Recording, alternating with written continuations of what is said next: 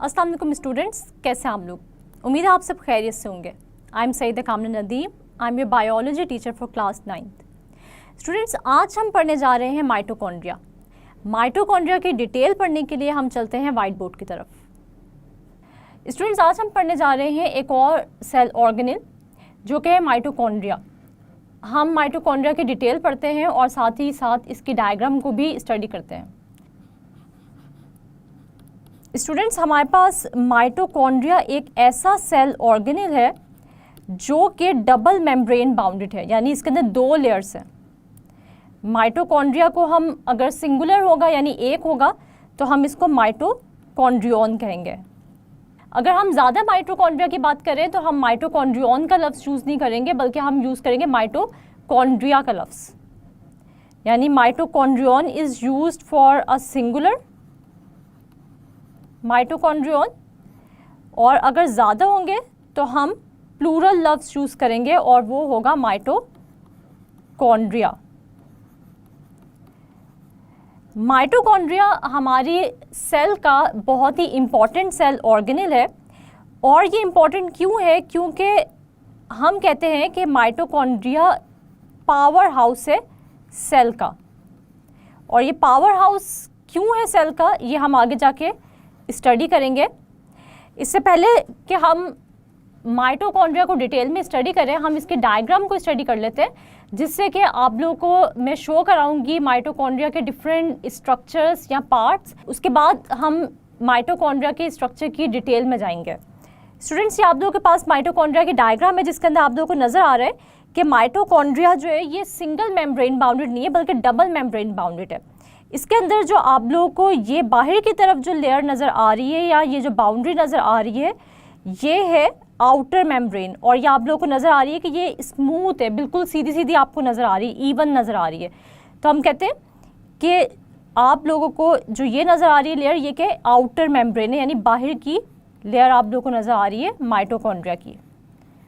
और ये layer smooth है, यानी कि बिल्कुल इवन है।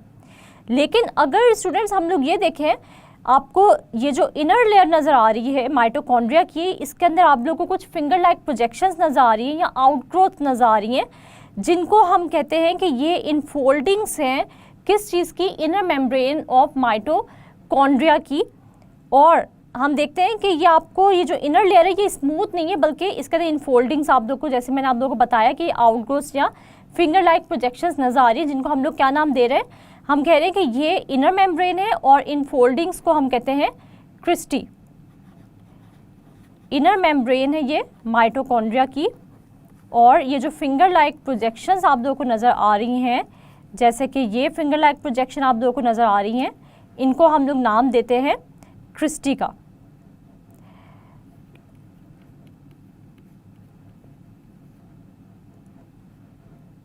तो हम ये कह सकते हैं कि अगर हम माइटोकॉन्ड्रिया की बात करें तो mitochondria double membrane bounded structure है, और इसकी आउटर लेयर स्मूथ है, इनर लेयर जो है वो इनफोल्डिंग्स बना रही है, जिनको हम लोग क्रिस्टी का नाम दे रहे हैं।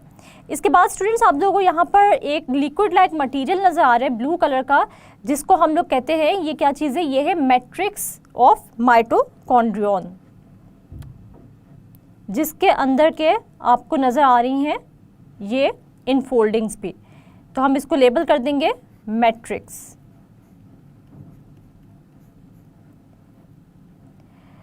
स्टूडेंट्स, ये डायग्राम आप लोगों को माइटोकॉन्ड्रियन की नज़र आ रही है, जिसको मैंने आप लोगों को एक्सप्लेन किया कि ये इनर लेयर है, ब्राउन कलर की जो बाहर की तरफ लेयर है जो स्मूथ है बिल्कुल, वो है आउटर लेयर ऑफ माइटोकॉन्ड्रियन।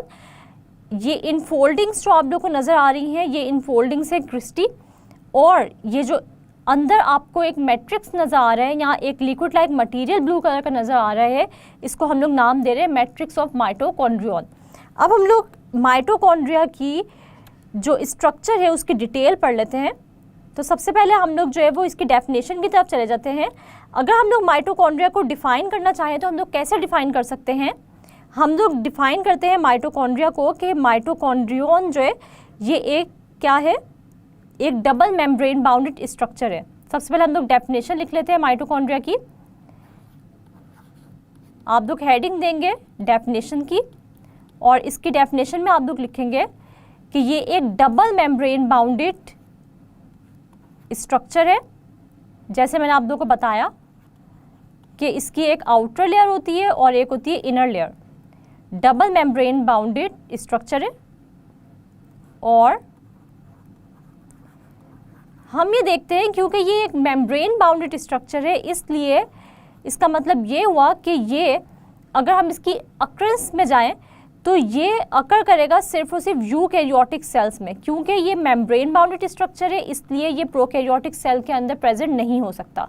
तो जितने भी यूकैरियोट्स हैं या जितने भी यूकैरियोटिक सेल्स हैं उनमें माइटोकॉन्ड्रिया पाया जाएगा। लेकिन अगर हम यही प्रोकैरियोट्स की बात करेंगे तो हम ये देखते हैं कि ये एब्सेंट होगा प्रोकैरियोट्स में, क्योंकि हमें पता है कि प्रोकैरियोटिक सेल्स के अंदर कोई भी मेम्ब्रेन बाउंडेड स्ट्रक्चर प्रेजेंट नहीं होता। तो absent in prokaryotes and present in eukaryotes. आप लोग को अगर इसकी डेफिनेशन आती है माइटोकॉन्ड्रिया की तो आप लोग कैसे लिखेंगे कि mitochondria is a double membrane bounded structure that is present in eukaryotic cells, या आप लोग यूँ भी लिख सकते हैं कि mitochondria is a double membrane bounded structure that is found in eukaryotes. और ये एब्सेंट होगा किसके अंदर? प्रोकैरियोट्स के अंदर ये क्या होगा? एब्सेंट होगा। इसके बाद स्टूडेंट्स हम लोग ये देखते हैं कि माइटोकॉन्ड्रिया का स्ट्रक्चर क्या है और इसका रोल क्या होता है।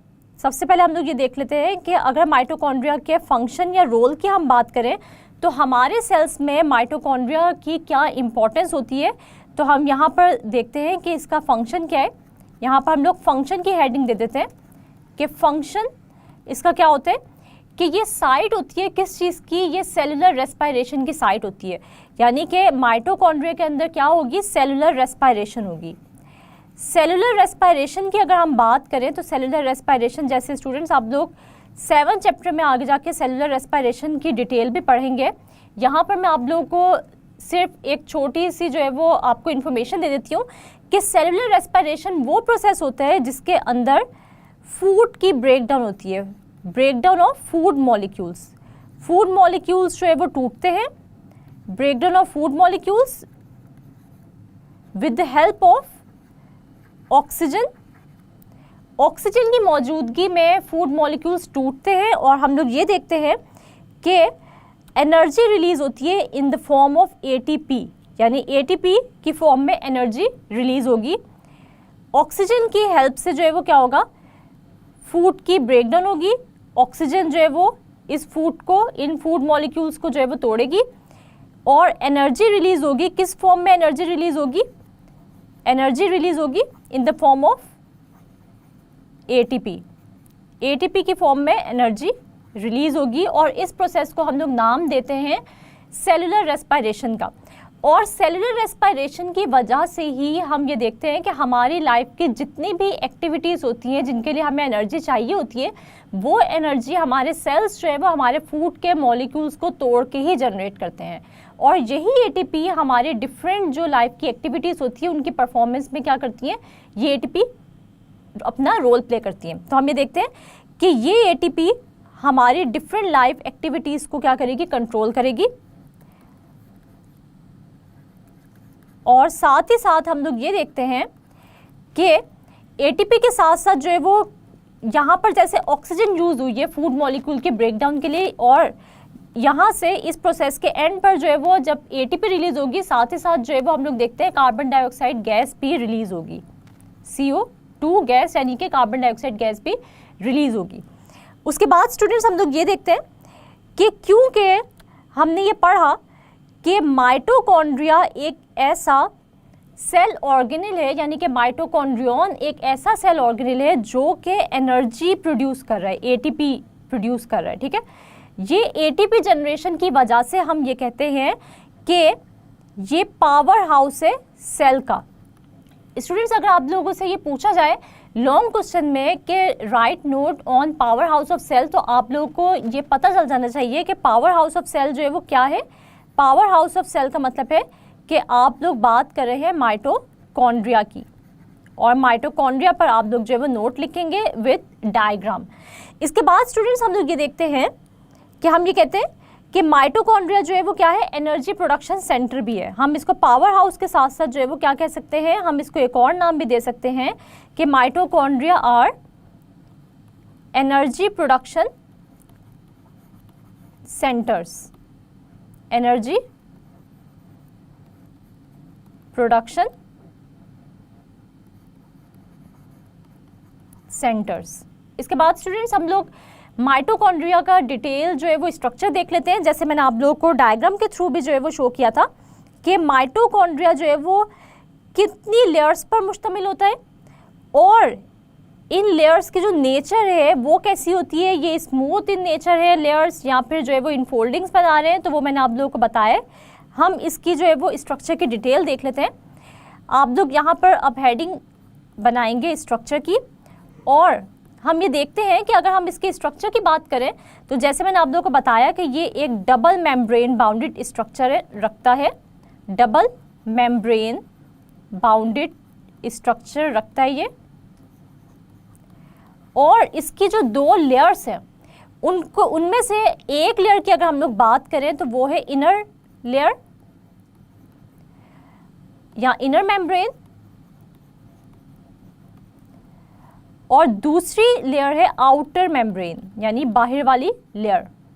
Inner membrane and outer membrane. पहले हम लोग बात कर लेते हैं इसकी आउटर मेम्ब्रेन की कि आउटर मेम्ब्रेन की नेचर कैसी होती है, आउटर मेम्ब्रेन आप लोगों को कैसी दिखाई देती है। तो स्टूडेंट्स जैसे मैंने आप लोगों को डायग्राम में भी दिखाया था कि माइटोकॉन्ड्रिया की जो आउटर लेयर होती है वो हमेशा स्मूथ होती है यानी इवन होती है। आउटर मेम्ब्रेन की अगर हम बात करें तो आउटर मेम्ब्रेन हमेशा क्या होगी, स्मूथ होगी, इवन होगी। लेकिन अगर हम इसकी इनर लेयर की या इनर मेम्ब्रेन की बात करें तो आप लोगों को कुछ आउटग्रोथ्स नज़र आएंगी या इनफोल्डिंग्स नज़र आएंगी या फिंगर लाइक प्रोजेक्शंस नज़र आएंगी जिनको हम लोग नाम देंगे क्रिस्टी का। इनर मेम्ब्रेन फॉर्म्स इनफोल्डिंग्स और इन फोल्डिंग्स को हम लोग नाम देंगे क्रिस्टी का। लेकिन अगर हम एक इनफोल्डिंग की बात करेंगे तो हम नाम उसको देंगे क्रिस्टा का। क्या नाम देंगे, क्रिस्टा। इसका मतलब ये हुआ कि जब भी हम प्लूरल यानी ज़्यादा इनफोल्डिंग्स की बात करेंगे तो वो क्रिस्टी और अगर हम सिंगुलर की बात करेंगे तो वो क्या होगा, crista. Singular is crista and plural is known as cristae. यानी ज़्यादा इनफोल्डिंग्स की अगर हम लोग बात कर रहे होंगे स्टूडेंट्स तो इसका मतलब ये हुआ कि हम लोग जो है वो इसके लिए वर्ड यूज़ करेंगे क्रिस्टी का। और अगर हम एक इनफोल्डिंग की बात करेंगे यानी कि सिंगल की बात करेंगे तो हम लोग क्या करेंगे, कौन सा वर्ड यूज़ करेंगे, क्रिस्टा का वर्ड यूज़ करेंगे। इसके बाद स्टूडेंट्स हम लोग ये देखते हैं कि ये जो इनर लेयर है या इनर मेम्ब्रेन है ये इनफोल्डिंग्स क्यों बना रही है, इसका क्या फ़ायदा होता है या इसकी क्या इंपॉर्टेंस होती है, क्या सिग्निफिकेंस इसका होता है।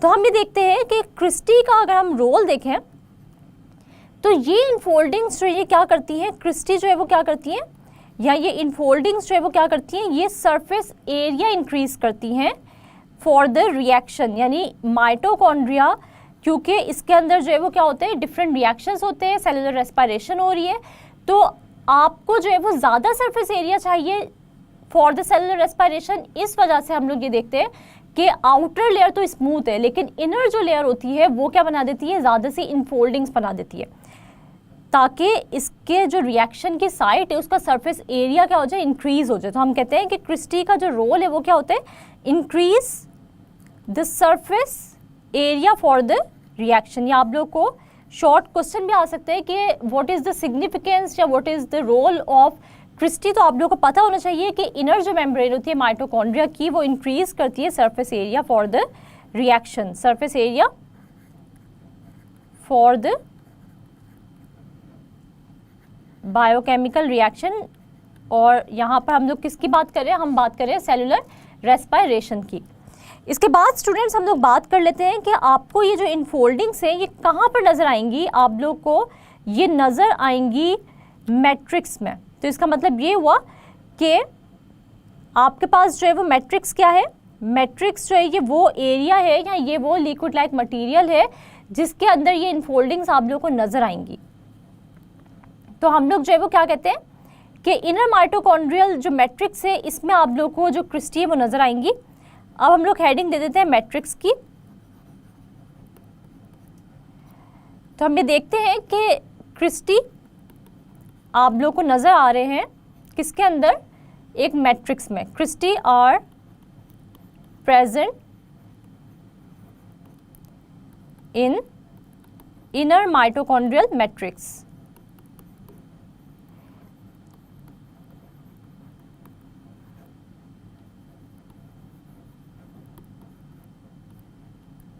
इसके बाद स्टूडेंट्स अगर हम लोग देखें कि माइटोकॉन्ड्रिया में और कौन कौन से स्ट्रक्चर प्रेजेंट होते हैं, तो एक और जो इसका हम देखते हैं कि आप लोगों को एक्सेप्शन नज़र आती है, यानी दूसरी बहुत सारे सेल ऑर्गेनल्स हम लोग ने जैसे न्यूक्लियस को स्टडी किया, राइबोसोम को स्टडी किया, हम लोग देखते हैं कि आपको न्यूक्लियस के अंदर मौजूद डीएनए नज़र आता है। लेकिन हम ये देखते हैं कि माइटोकॉन्ड्रिया भी एक ऐसा सेल ऑर्गेनल है जो कि अपना डीएनए रखता है और इसके अंदर अपने राइबोसोम्स भी मौजूद होते हैं। तो हम लोग ये देखते हैं कि माइटोकॉन्ड्रिया भी एक ऐसा स्पेशल जो है वो सेल ऑर्गेनल है जो कि अपना डीएनए भी रखता है और अपने राइबोसोम्स भी रखता है। तो हम लोग ये देखते हैं कि यहाँ पर कौन से स्ट्रक्चर्स और प्रेजेंट होते हैं माइटोकॉन्ड्रिया के स्ट्रक्चर में। तो आप लोग को दिखाई देता है डीएनए, जिसको हम लोग कहते हैं कि ये क्या है, माइटोकॉन्ड्रियल डीएनए। क्योंकि ये माइटोकॉन्ड्रिया का अपना डीएनए, इसलिए हम लोग कहते हैं कि ये माइटोकॉन्ड्रियल डीएनए है। इसके अलावा आप लोगों को माइटोकॉन्ड्रिया में राइबोसोम्स भी नजर आएंगे और राइबोसोम्स जो आप लोगों को नजर आएंगे, ये राइबोसोम्स जो है वो कैसे होंगे, इनका साइज क्या होगा। तो हम लोग ये देखते हैं कि स्टूडेंट्स अगर हम लोग इसके माइटोकॉन्ड्रिया के राइबोसोम्स की बात करें तो राइबोसोम्स और माइटोकॉन्ड्रिया जो होते हैं ये सिमिलर होते हैं, मोर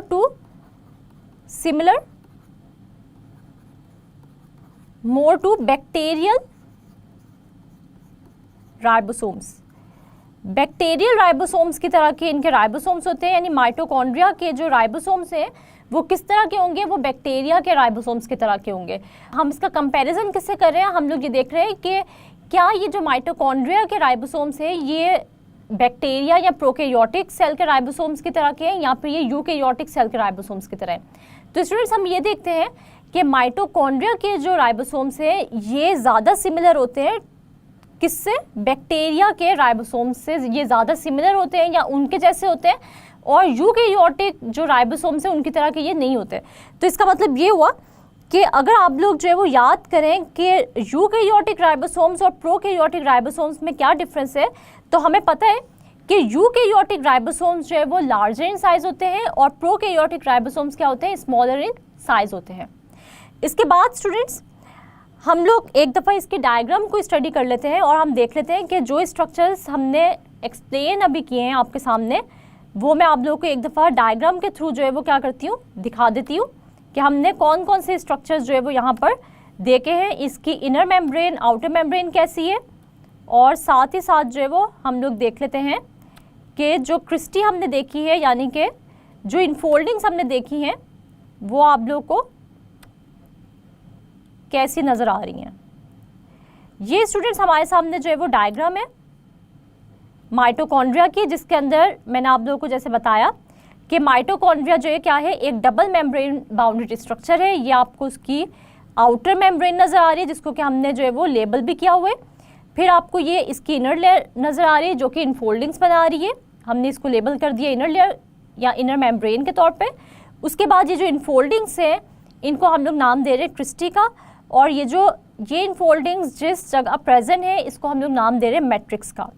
तो ये हमारे पास जो है माइटोकॉन्ड्रिया का स्ट्रक्चर था जिसकी हम लोग ने जो है वो डिटेल भी पढ़ी और हमने देखा कि इनर मेम्ब्रेन जो है वो इनफोल्डिंग्स बनाती है, आउटर मेम्ब्रेन जो है वो स्मूथ होती है। स्टूडेंट्स यहाँ पर मैं आप लोगों से एक छोटा सा क्विज लेती हूँ ताकि मुझे पता चल सके कि आप लोगों को ये टॉपिक जो है वो समझ आया है या नहीं आया। और इस क्विज में मैं आप लोगों से शॉर्ट क्वेश्चंस पूछूंगी और आप लोगों को बताऊंगी कि माइटोकॉन्ड्रिया का टॉपिक जो है वो लॉन्ग में आपसे किस तरह पूछा जा सकता है और आपने इस लॉन्ग क्वेश्चन को किस तरह अटेम्प्ट करना है। तो हम अपने क्विज की तरफ चलते हैं। तो सबसे पहला जो क्वेश्चन मैं आप लोगों से पूछने जा रही हूँ क्विज का, वो हम देख लेते हैं। स्टूडेंट्स, ये शॉर्ट क्वेश्चंस आप लोगों ने ज़रूर प्रिपेयर करने हैं और आप लोगों के लिए एक छोटी सी एक्टिविटी भी है, और वो एक्टिविटी ये कि आपने इन शॉर्ट क्वेश्चंस की और लॉन्ग क्वेश्चन की रिटन प्रैक्टिस भी ज़रूर करनी है। तो हमारे पास जो पहला शॉर्ट क्वेश्चन है वो है व्हाट आर क्रिस्टी। आप लोगों को पता है कि क्रिस्टी जो है वो क्या होते हैं? क्रिस्टी ऐसे स्ट्रक्चर्स होते हैं जो कि इनर मेम्ब्रेन से बने होते हैं। Inner membrane of mitochondria form infoldings, और इन इनफोल्डिंग्स को हम लोग नाम देते हैं क्रिस्टी का। अगर आप लोगों से कोई ये पूछे कि क्रिस्टा क्या होते हैं, तो आप लोगों को पता होना चाहिए कि क्रिस्टा जो है वो, अगर हम सिर्फ और सिर्फ एक इनफोल्डिंग की बात करें तो वो क्रिस्टा होगा, और अगर जो है वो हम लोग ज़्यादा इनफोल्डिंग्स की बात कर रहे हैं तो वो क्रिस्टी होगी। तो इसका मतलब ये हुआ कि ऐसी infoldings inner membrane of mitochondria की जो कि आप लोग को फिंगर लाइक प्रोजेक्शंस के तौर पे नज़र आ रही हैं, इनको हम लोग कहते हैं, इनको हम लोग क्या कहते हैं? क्रिस्टी का नाम देते हैं। इसके बाद स्टूडेंट्स हमारे पास जो नेक्स्ट क्वेश्चन है माइटोकॉन्ड्रिया से, वो क्या है? Matrix. Define matrix of mitochondria. Define matrix of mitochondria. तो आप लोगों को पता होना चाहिए कि जैसे हम लोग ने पढ़ा, तो स्टूडेंट्स आप लोगों को मैट्रिक्स का पता है। हम देखते हैं कि इनफोल्डिंग्स जो होती है माइटोकॉन्ड्रिया की, वो इनर माइटोकॉन्ड्रियल मैट्रिक्स के अंदर प्रेजेंट होती हैं, और हम लोग जो है इसको कैसे डिफाइन कर सकते हैं कि इनफोल्डिंग्स या cristae of mitochondria are present in inner mitochondrial matrix. ठीक है, ये आप लोगों को जो है वो नज़र भी आ रहे हैं, जैसे डायग्राम में भी हमने मैट्रिक्स को जो है वो देखा। इसके बाद स्टूडेंट्स हम लोग ये देखते हैं कि यहाँ से जो है वो आपसे और कौन सा शॉर्ट क्वेश्चन जो है वो पूछा जा सकता है। तो हमारे पास जो थर्ड शॉर्ट क्वेश्चन है